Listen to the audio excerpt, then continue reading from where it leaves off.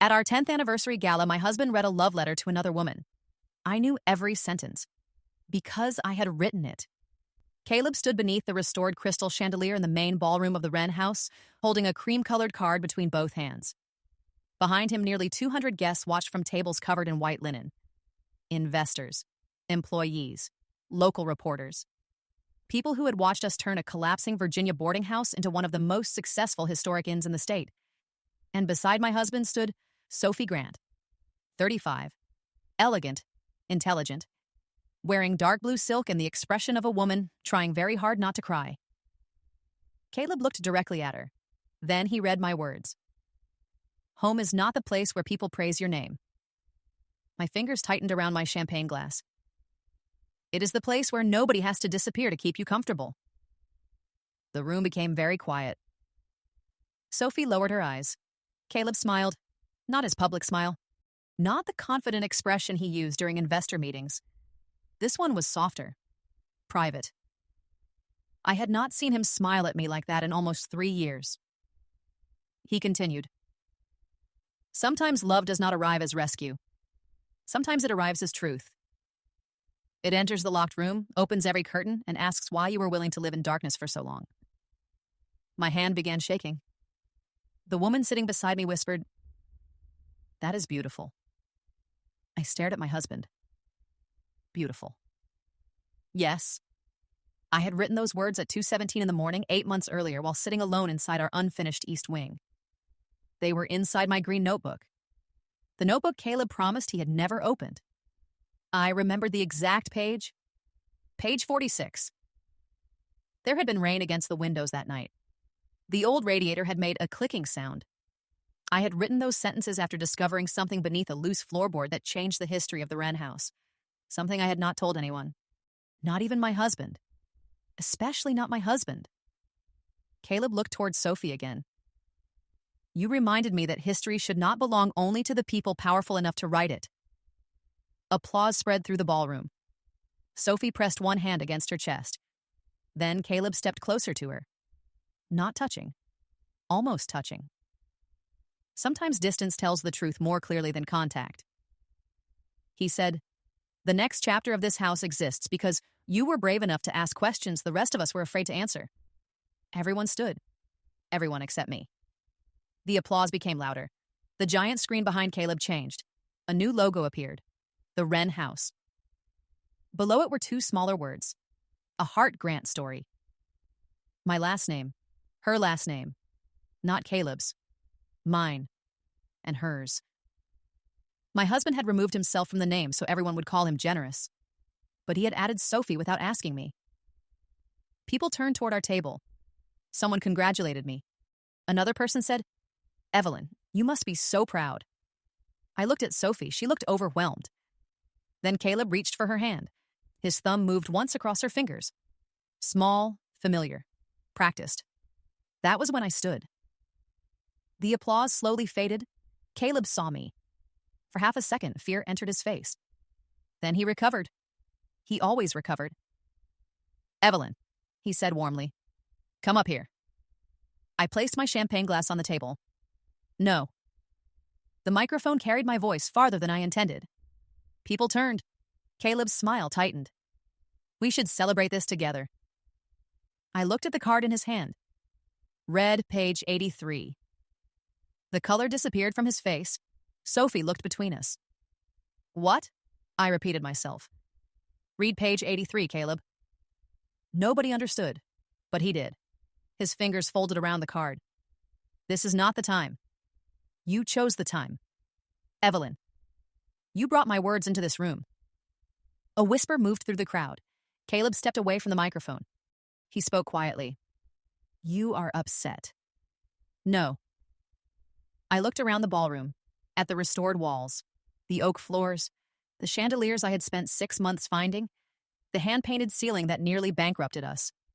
The house people called Caleb's dream because I spent years letting him speak first. I am finally paying attention. Then I walked out. Nobody followed me, not immediately. That hurt more than it should have. The Wren house had 17 guest rooms, 3 dining rooms, a library, a garden courtyard, and enough hidden hallways to let a woman disappear without anyone noticing. I knew everyone. My grandmother left the house to me when I was 26. Back then, the roof leaked. 6 rooms were condemned. The kitchen floor had collapsed near the pantry. Most people told me to sell. Caleb told me to give him 1 year. We had been married for 11 months. He was 29. I was 27. We had $14,000 in savings, student loans, 1 unreliable truck, and absolutely no idea what we were doing. For the first 6 months, we slept inside room 7 because it was the only bedroom without mold. We ate soup from paper cups. We argued about paint. We carried broken furniture downstairs together. Once, after the electricity failed during a storm, Caleb lit 30 candles inside the ballroom. We danced barefoot on unfinished floors. There was dust in my hair. His shirt was covered in plaster. He held my face and said, "One day people will stand in this room and believe it was always beautiful." I believed him. That was the dangerous thing about Caleb. He could see a future so clearly that other people forgot to ask what it would cost. The first years were difficult. Then the articles came, then travel magazines, then wedding bookings, then investors. By our 5th anniversary, the Wren house was profitable. By our 8th, we owned 2 smaller properties. By our 10th, people used words like legacy. That word always made me uncomfortable. Legacy was just history after somebody cleaned the blood off it. I did not know that yet. Not completely. After leaving the ballroom, I walked through the service corridor and entered the old laundry room. Nobody used it anymore. The washing machines had been moved downstairs years earlier, but I kept the room untouched. White tile, deep sink. 1 narrow window. My grandmother's wooden chair. I sat down. Then I noticed my hand. There was blood beneath my thumbnail. The champagne glass had cracked. I had not even felt it. The door opened. Caleb stepped inside. He closed it behind him. For several seconds, neither of us spoke. Music continued inside the ballroom. Someone had restarted the event. Of course they had. Rich people hated silence unless they paid someone to create it. Caleb loosened his tie. "What were you trying to do?" I looked at him. What was I trying to do? "You embarrassed Sophie. I laughed. It came out quieter than expected. "You read my notebook to another woman." His expression changed. "You knew." "I heard my own words." "You left that notebook in our house." "It was locked inside my desk." "You gave me the key years ago."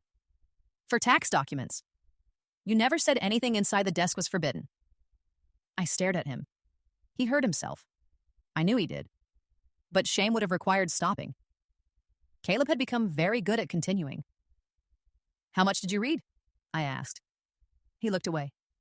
"How much?" "All of it." The room seemed smaller. My notebook had 5 years inside it. Anger. Fear. Things I wanted to say to him. Things I never wanted anyone to hear. Letters to my dead grandmother. Pages written during sleepless nights.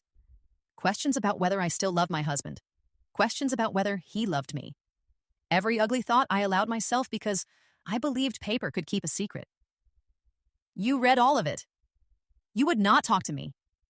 So you opened a lock. You disappeared. I was standing beside you." "No." His voice sharpened. "You were managing rooms, approving menus, meeting contractors, smiling at guests, but you stopped being my wife." I stood. "You do not get to explain stealing my thoughts by saying I became difficult to reach. You became impossible to reach. And Sophie was easier?" Silence. There it was. The question neither of us could avoid. Caleb rubbed one hand across his face. "This is complicated." "No, complicated is refinancing a building during a recession." "Evelyn, did you sleep with her?" His eyes met mine, then moved away. That was enough. Still, I waited. People think betrayal arrives with screaming. Sometimes it arrives through posture, a lowered head, a hand placed inside a pocket, a husband staring at the floor because the truth is already standing between you. "How long?" I asked. "It happened once." I closed my eyes. "Of course, once." The favorite number of guilty people. "When?" 6 weeks ago." "Where?" "That does not matter." "It matters to me?" He hesitated. "The east attic." I opened my eyes. The east attic. The unfinished room where I wrote page 46. The room where my grandmother kept old trunks. The room where Caleb once promised we would build a private apartment when we became too old to run the inn. You brought her there. We were working. And then? She was upset. I almost smiled, not because it was funny, because men always described betrayal as an accident that happened while they were helping a sad woman. What happened after she became upset? She kissed me. And your heroic struggle lasted how long? That is not fair. No, I stepped closer. It was not. Caleb's jaw tightened. I ended it. You stood beside her tonight. Professionally. You held her hand. She was nervous. You read my private words to her. The speech was about the house. You used my language to make her feel understood. Those words were about what happened here. They came from me. They came from something you hid. The room changed. His anger disappeared. Something colder replaced it. I knew immediately. This was not only about Sophie. Caleb walked to the window. Tell me what page 83 says. You read it. Say it. No. Why? Because you did not give me the same choice. His face became still. Outside, headlights moved along the gravel driveway. Guests were leaving. My anniversary gala was ending while my husband and I stood inside an old laundry room arguing over which betrayal came first. Caleb spoke carefully. You found the letters 11 months ago. I said nothing. You knew what your grandmother did. Silence. You knew what happened to the Hall family. I looked at the floor. There it was. My secret. Alive. Caleb laughed once. There was no humor inside it. You looked me in the face every day. I was trying to understand. For almost a year? The refinancing was not finished. His expression hardened. The refinancing. If the ownership history became disputed during the loan review, we could have lost everything. So you hid it. I protected 112 employees. You protected the house. Those are connected. No. He looked directly at me. They are connected inside your head because this building has always mattered more than people. That is not true. Then why didn't you tell me? I opened my mouth. Nothing came. Caleb nodded. That is what I thought. He walked toward the door. I said, You still cheated. He stopped. I know. You still lied. I know. You used my notebook. His hand remained on the doorknob. Then he spoke without looking back. You wrote beautiful things about honesty while hiding the only truth that mattered. The door closed behind him. I stood alone. And for the first time that night, I cried. Not because he was completely wrong, because he was not. 11 months earlier, I found a metal box beneath a loose floorboard in the east attic. It was small. Rust covered one corner. Inside were 43 letters. Most were written by a woman named June Hall. June worked at the Wren house from 1968 until 1994. According to my grandmother, June was the house manager. According to the letters, she was much more. She created the original guest system. She designed the dining service. She hired employees. She negotiated supplier contracts. When the Wren house almost closed in 1979, June used money from her family to keep it open. My grandmother promised her partial ownership. The promise never became legal. When the house recovered, my grandmother denied making it. June spent years asking for recognition. Not money, recognition. One letter said, Margaret, I am not asking you to give away your family home. I am asking you to stop telling people you saved it alone. I read that sentence 12 times. Then I found another letter. This one came from Caleb's father. Thomas Hart worked in maintenance during the early 80s. Caleb rarely spoke about him. Thomas left when Caleb was 9. For years, Caleb believed his father abandoned the family because he was irresponsible. The letter told a different story. Thomas discovered that my grandmother had altered payroll records connected to June Hall. He threatened to report her. My grandmother fired him. Then she quietly contacted every hotel owner she knew. Thomas could not find steady work in the county again. His marriage collapsed. He left Virginia. Caleb grew up believing his father chose to disappear. My family helped push him out. I should have told Caleb immediately. Instead, I put the letters back inside the box. Then I hid the box inside my locked office. Well, for 3 days, I told myself I needed legal advice. For 3 weeks, I said I needed context. For 3 months, I said I needed to protect the refinancing. Then the bank approved our expansion loan. By then, telling Caleb felt worse. Every day of silence became another reason to remain silent. That was my flaw. I did not lie loudly. I protected people quietly until the truth became unrecognizable. My mother did the same thing. My grandmother built an empire from it. Women in my family called silence dignity when fear sounded less respectable. The morning after the gala, I woke inside room 7, the first room Caleb and I shared during the renovation. I did not remember walking there. My shoes sat beside the bed. My gala dress hung over the bathroom door. Someone had placed water on the nightstand. For one foolish second, I thought Caleb had done it. Then I saw the note. You asked not to be disturbed. Call me when you wake. Ben Carter managed the Wren house. He had worked with us for 9 years. He knew every employee, every vendor, every difficult guest. He also knew when not to ask questions. My phone showed 84 notifications. Most were congratulations. The new Hart Grant branding had already appeared online. Local news called Sophie the visionary behind the Wren house's ethical transformation. Ethical transformation. I stared at those words. Then another message appeared. From Sophie. We need to talk. I did not know the speech was yours. I read it twice, then deleted nothing. That was new.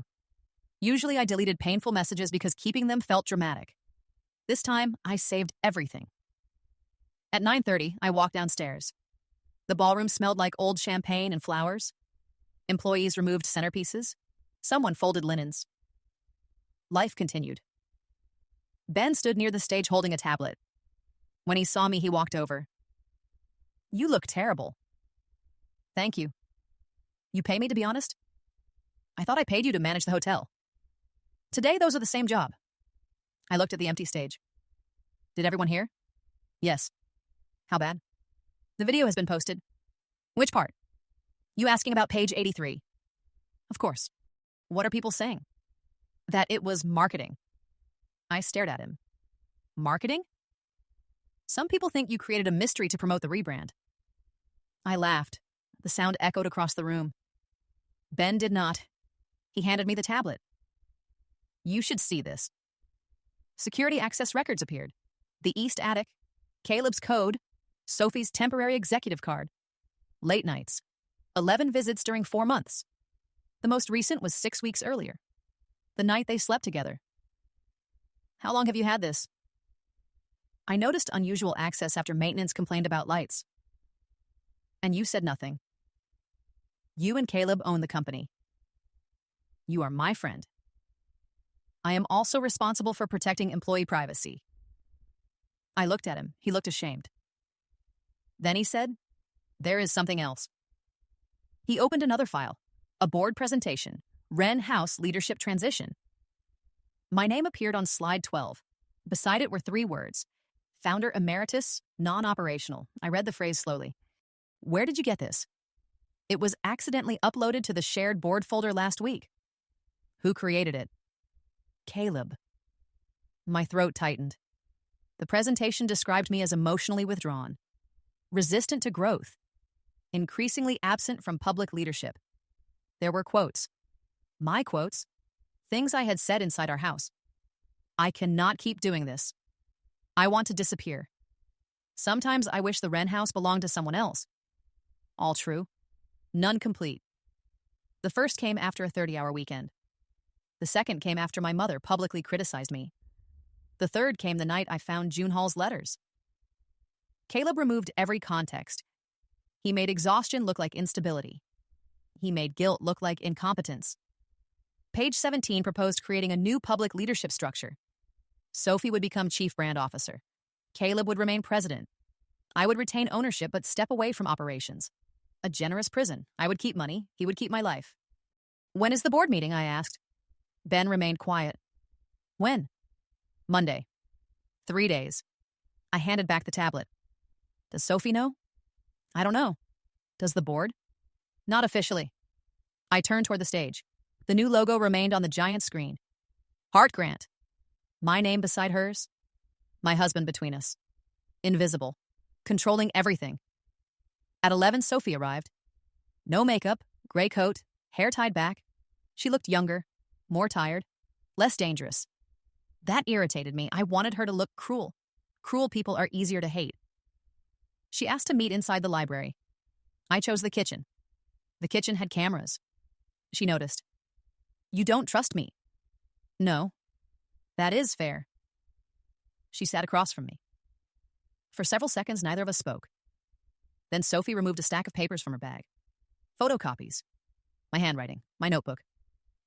My stomach turned. How did you get those? Caleb gave them to me. When? 6 months ago. Why? He said they were letters you wrote after your marriage ended emotionally. Our marriage did not end. He showed me a separation agreement. I stared at her. What agreement? She opened her phone. A scanned document appeared. My signature sat at the bottom. I knew the page. 2 years earlier, after a terrible argument, Caleb and I briefly discussed separation. I signed a draft. The next morning, we changed our minds. We never filed anything. We went to counseling for 4 months. I thought the agreement had been destroyed. He told you this was current? Yes. When? 7 months ago. So before you slept with him? Her eyes lowered. Yes. I felt anger rise, then stop, not disappear, change direction. Did he tell you we lived together? He said it was temporary because of the business. Did he tell you we still shared a bedroom? He said appearances mattered. Did he tell you we celebrated our anniversary? He said the gala was contractual. I laughed. Sophie flinched. I am sorry. No. I looked at her. You are sorry because the story changed. Yes. At least she answered honestly. Did you love him? Her eyes filled. I thought I did. Thought? I don't know what belongs to him anymore. She touched the photocopied pages. The things he wrote to me were here first. I said nothing. He sent messages. Her voice broke. Long messages. He understood things I never told anyone. My fear of being useful but never remembered. My anger toward this house, my grandmother. She pushed the papers toward me. He used your words. I looked down. Page 21. A paragraph I wrote about feeling invisible during family dinners. Caleb had changed 3 details and sent it to Sophie. Page 34. A sentence about my fear that love always became obligation. He copied it almost exactly. Page 59. A letter I never gave him. I do not need somebody to rescue me. I need somebody who notices when I stop asking. Sophie had highlighted it. He sent me that after my mother died, she whispered. I felt sick. There are betrayals people understand. A kiss, a hotel room, another woman's perfume. Then there are betrayals without names. My husband had entered the only private room inside me. He took the furniture, rearranged it, then invited someone else to live there. Did you know about June Hall before Caleb contacted you? I asked. No. She was your grandmother. I knew she worked here. My mother hated this place. Why? She said the Wren family built a legend by turning workers into background. I looked away. She was right. Sophie studied me. You knew. Yes. How long? 11 months. Her expression changed. Now I became the liar. You said nothing. Yes. Why? Because I was afraid. Of losing money? Of losing the house? That sounds similar. It is not. Maybe not to you. The words landed. I deserve them. Sophie stood. You know what Caleb told me? I waited. He said you cared more about protecting the story than correcting it. That does not excuse him. I know. He lied to both of us. I know. He used my words. I know. Her voice rose. I know. Silence filled the kitchen. Then she sat again. Smaller. I am not asking you to forgive me. Good. I am asking what page 83 says. I looked at the photocopies. She did not have page 83. Caleb had removed it. Interesting. What did he tell you? That it was private. I almost smiled. Now he respected privacy. Page 83 explains why I hid the letters. Then why did his face change? Because it also explains what he did not tell you. Sophie stared. What? I stood. You should ask him. Caleb came home that evening. Not to our private house, to the Wren house. He found me inside my office. The green notebook sat on the desk. He placed it there without speaking. I looked at the cover. The linen was worn near the corners. My initials were pressed into the bottom. E.H. You made copies, I said. Yes. You gave them to Sophie. Yes. You told her I allowed you. His silence answered. I opened the notebook. Several pages were marked with small pieces of blue paper. His favorite lines. My pain organized for convenience. You plan to remove me. No. You created a leadership transition. You stopped leading.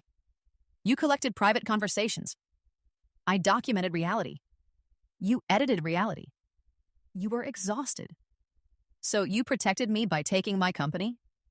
I plan to offer you full financial control, but no voice. You said you wanted peace.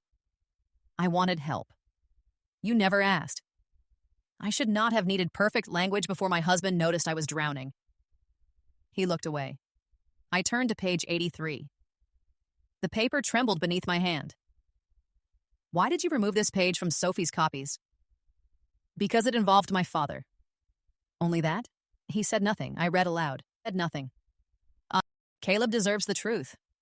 But I'm afraid that when he learns what my grandmother did to Thomas, every happy memory inside this house will become evidence against me. My voice weakened. I continued. I am afraid he will ask why I waited. I looked at him. He did. Caleb stared at the floor. I read the next paragraph. I tell myself I am protecting employees. I tell myself I am protecting refinancing. The uglier truth is that I am protecting the version of myself who inherited something good. My eyes burned. I do not know who I am if this house was built by erasing people. Silence. Then I read the final lines. The box contains another envelope. I have not opened it. It is addressed to Thomas Hart. Caleb's face changed. Sophie did not know about that envelope. Neither did he. You opened everything, I said. His voice became quiet. There was no envelope. Yes. No. It was hidden beneath the metal lining. He stared at me. You knew? I found it 3 weeks ago. What did it say? I closed the notebook. You did not read it. No. You read everything else. Evelyn. You built an entire story without the final letter. What did it say? I stood. Your father did not leave because my grandmother destroyed him. Caleb became still. He left because June Hall asked him to. That makes no sense. They were working together. What? Thomas discovered the payroll records. June planned to challenge my grandmother publicly. Caleb shook his head. No. She became afraid employees would lose their jobs. She asked Thomas to take the documents out of state and keep them safe. No. She promised she would follow. He stared at me. She never did. What happened? My grandmother offered June a settlement. His face hardened. Money. No. What? Recognition. I opened a file on my desk. June asked for 3 things. A scholarship for employees' children, her name inside the house, and a written statement acknowledging that she helped save the Wren. Caleb looked confused. She did not ask for ownership? No. But Sophie. Sophie believes her grandmother was cheated out of half the property. Because the letters. Because you showed her selected letters. He stepped back. I showed her everything I found. You found what supported your anger. That is not fair. No. I looked at him. But it sounds familiar. His face tightened. The same thing he did to my conversations. The same thing I did to history. We each selected truth until it served us. Why did June not receive what she asked for? He said. My grandmother refused. Why? Pride. The word stayed between us. Pride. The inheritance passed down more reliably than property. Caleb sat. What happened to my father? He waited for June in Ohio. How do you know? The final letter. I placed it on the desk. Caleb did not touch it. For years he imagined his father leaving without regret. Now regret sat 6 inches from his hand. He wrote to June every month, I said. She stopped answering. Why? I do not know. Caleb stared at the envelope, then he whispered, My mother said he never contacted us. I know. You knew for 3 weeks. Yes. And still said nothing. Yes. His laugh sounded broken. You keep doing this. I was trying to verify it. You keep deciding when other people deserve the truth. He was right. Again. That was the worst part. I wanted betrayal to make him entirely wrong. It did not. Marriage was crueler than that. Sometimes somebody could wound you while holding proof that you had wounded them first. But pain was not permission. I sat across from him. You could have confronted me. You would have protected the house. You could have left. I thought I was. You could have filed the agreement. I wanted the transition finished. You wanted my company. I wanted the life we built without feeling like I lived inside your family's lie. So you replaced me. No. You gave another woman my words. He closed his eyes. I do not have an excuse for that. Good. I was angry. Anger does not write love letters. No. His voice became quiet. Loneliness does. For 1 second, I saw the man from room 7. Dust in his hair, candles in the ballroom, a future inside his eyes. Then I remembered Sophie, my notebook, the East Attic. Love can survive disappointment. It cannot survive being used as evidence against itself. What happens Monday? I asked. Caleb looked at me. The board meeting. Are you asking them to remove me? I was asking them to create distance between me and my own name. You stopped wanting the public role. I never stopped wanting a voice. You stopped using it. There it was. My responsibility. Not for his affair. Not for his lies. For disappearing and expecting somebody else to protect my place. I had let Caleb answer questions for me, give interviews for me, handle investors, explain my decisions. Whenever people praised him as the heart of the Wren house, I smiled because correcting them felt awkward. Silence became convenience. Convenience became identity. Then one day, I looked around and realized my husband was not stealing a visible woman. He was replacing a woman who had already made herself invisible. That did not excuse him, but it explained why nobody noticed. Monday arrived. The board meeting began at 10. 7 members sat inside the private dining room. Caleb sat at one end. I sat at the other. Sophie did not attend. Her resignation arrived at 8:12. 3 sentences. No accusations. No request for payment. She returned her access card. The board chair, Martin Cole, adjusted his glasses. We need to discuss reputational risk. Of course, not betrayal, not truth.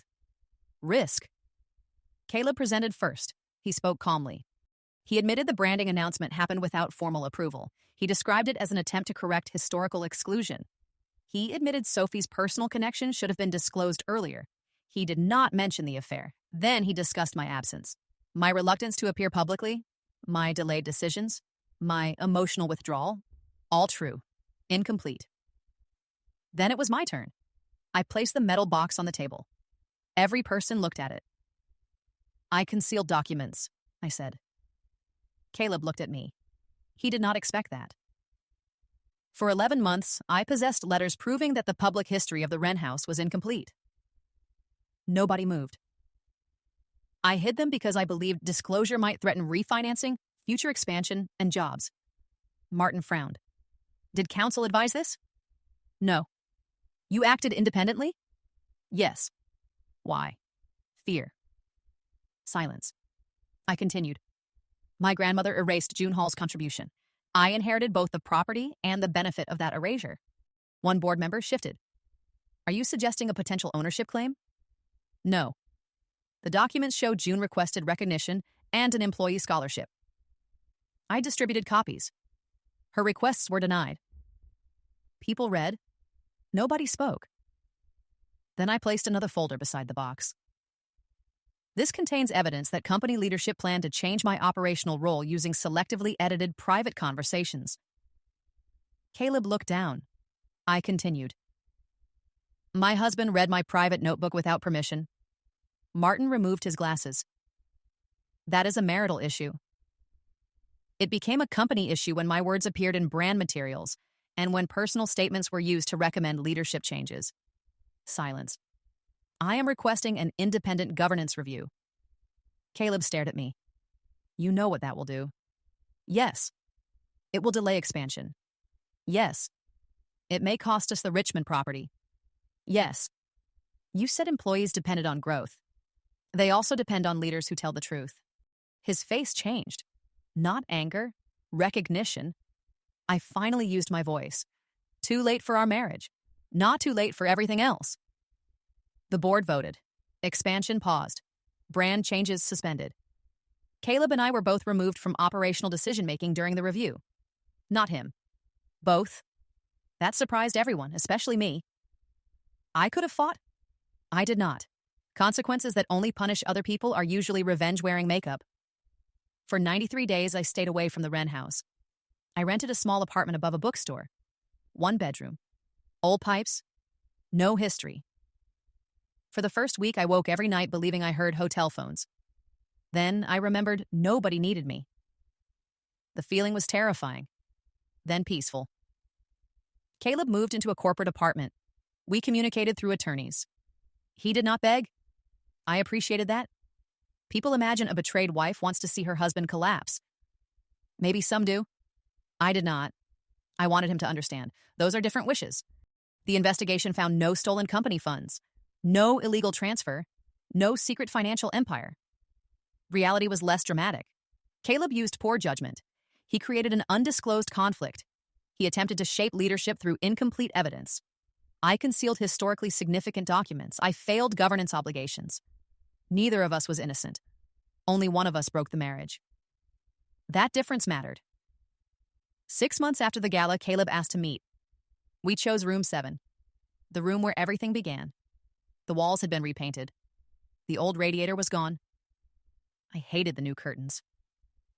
Caleb stood near the window. He looked thinner, older, ordinary. For years, I believed losing him would feel like losing a building. Instead, it felt like discovering a door where a wall used to be. He handed me an envelope. Divorce papers.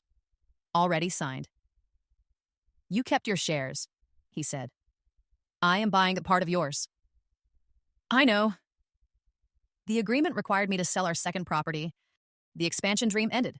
The Wren house survived. Smaller. More honest. You won, Caleb said. No. You kept the house. I lost 2 properties. You kept control. I stepped down. For now. I looked at him. This is not winning. He nodded. No. We sat. Silence returned. Different now. Not avoidance. Acceptance.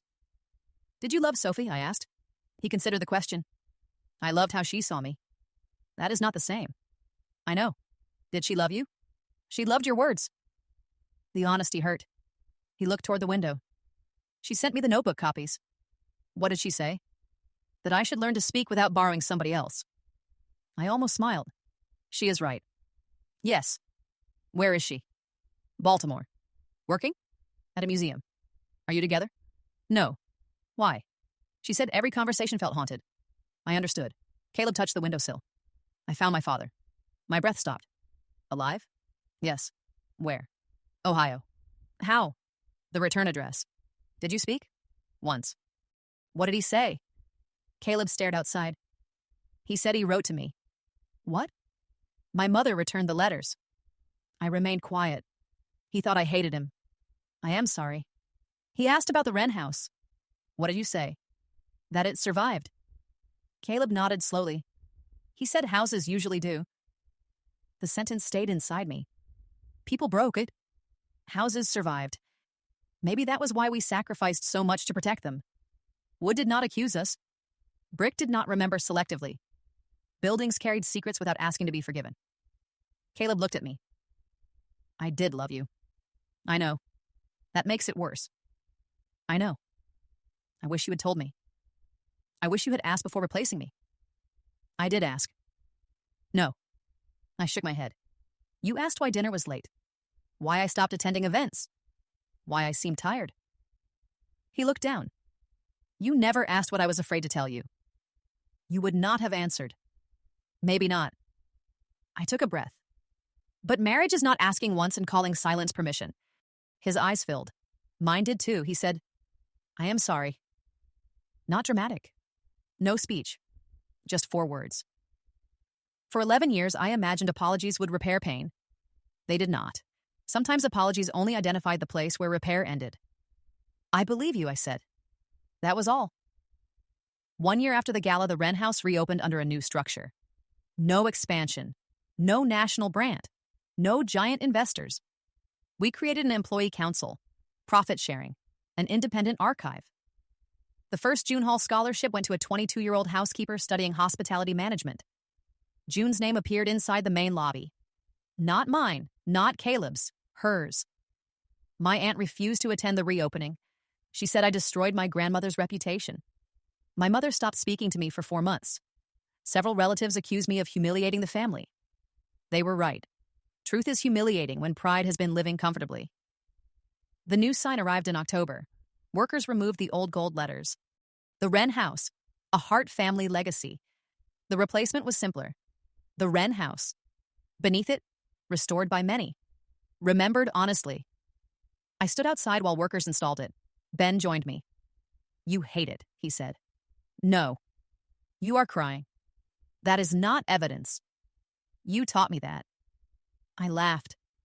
Then a car stopped near the entrance. Caleb stepped out. He carried a cardboard box. We had not seen each other in 3 months. He looked at the sign, then at me. I brought something. Inside the box were old photographs, renovation pictures.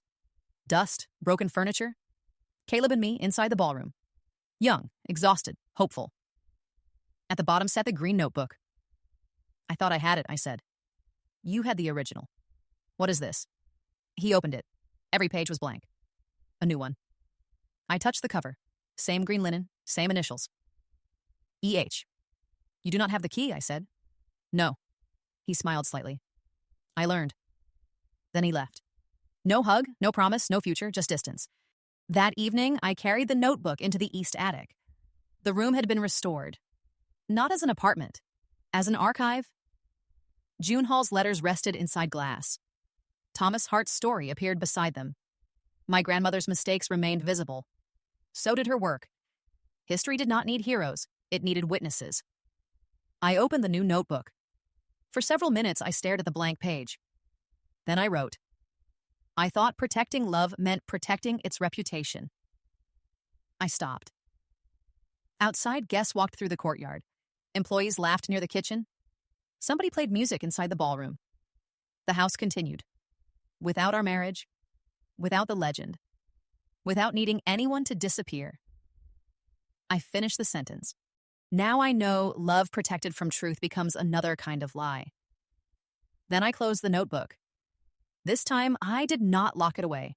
I placed it on the desk. Not because everyone deserved to read it, because I was no longer afraid to speak before somebody tried.